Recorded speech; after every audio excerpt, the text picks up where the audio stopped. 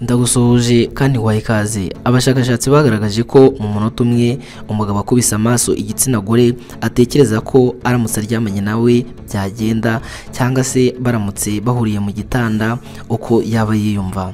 Nubwo bimara amasegonda make mu bwonko ariko ahita abyikuramo ariko yabitekereje. Biratangaje cyane ko hari abantu benshi batazi uko igitsina kimeze cyangwa se uko igitsina gabo giteye n'uburyo kigira ubushushu cyangwa se ubushagarira butuma bahora bumva ko bashobora kuryamana nabo badahuje ibitsina, dore nuko muri iyi minsi hadutse icyitwa ubutinganyi, aho bamwe baryamana nabo bahuje ibitsina.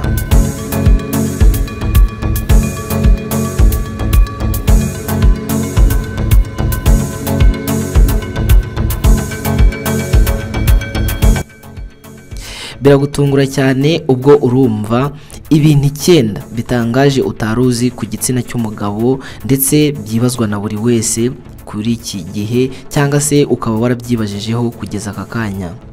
Tuguhaye ikaze kuri Rwanda Post, gukanda subscribe ni ingenzi cyane, ubundi ukajya ubana natwe 5 kuri 5. Nk'uko ibice by'umubiri w'umuntu bigira imiterere idasanzwe nko gukura kw'imisatsi n'inzara, igitsina cy'umugabo kigira byinshi byihariye ugomba kumenya, cyangwa se ubunyabugenge n'ubugenge bwabyo, ari byo tugiye kugenda tubasobanurira 5 kuri 5. Nk'uko tugiye kwifashisha urubuga 7/7 rwerekana umuganga cyangwa se umuhanga muri ibi ngibi tugiye kubabwira witwa Dr. Paul Taki, asobanura imwe mu miterere y'igitsina cy'umugabo abantu benshi batazi cyangwa se idasanzwe. Ku mwanya wa mbere rero turahasanga imiterere y'igitsina cy'abagabo iratandukanye cyane. Bamwe bagira ibitsina bitoya bibyibuha bikanikwedura mu gihe bagize ubushake bwo gukora imibonano mpuzabitsina gusa, naho abandi bakagira ibinini bitiyongera mu gihe bagiye cyangwa se bagize ubushake bwo gukora imibonano mpuzabitsina.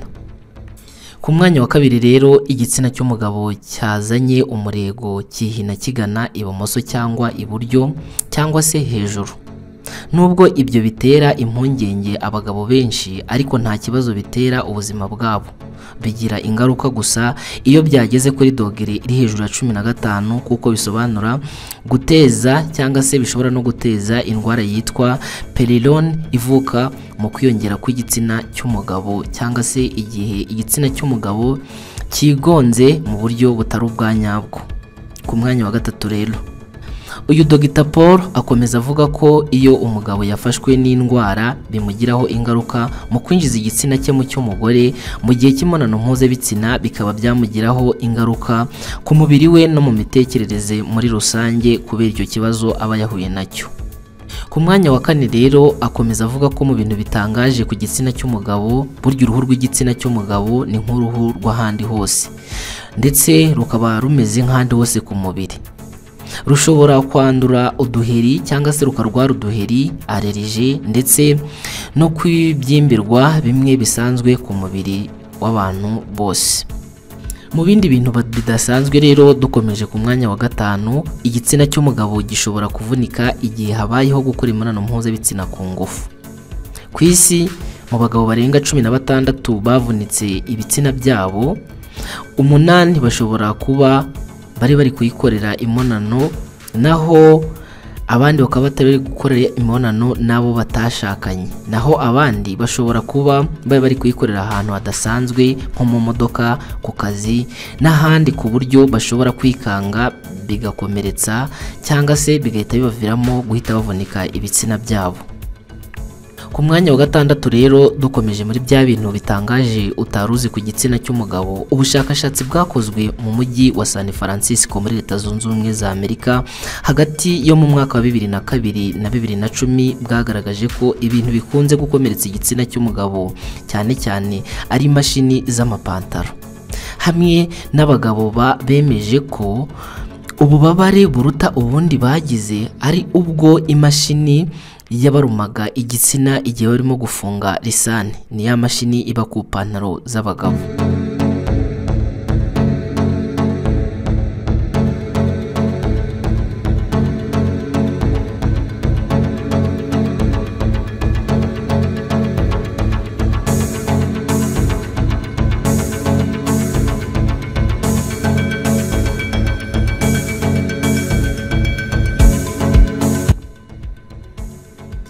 Ku mwanya wa 7 rero muri bya bintu bidasanzwe dukomeje kugenda tubagezaho ku bijyanye n'igitsina cy'umugabo, nkuko twabwiye ko turaza kubabwira ibintu 9, haraza kutazana umurego w'igitsina ushobora kuba ari ikimenyetso cy'indwara z'umutima mu gihe kizaza, cyangwa se ukaba uzi neza ko uzarwara igitsina mu gihe kizaza. Ku mwanya wa 8 rero mu bintu bidasanzwe, Dr. Taki wo twababwiye kuri rwa rubuga twakomeje gukuraho iyi nkuru, asobanura ko igitsina cy'umugabo kigizwe n'udutsi twinshi tuyobora amaraso tubyimba tugatera umugabo ubushake bwo gukora imibonano mpuzabitsina, ari byo benshi bakunze kwita gushukwa.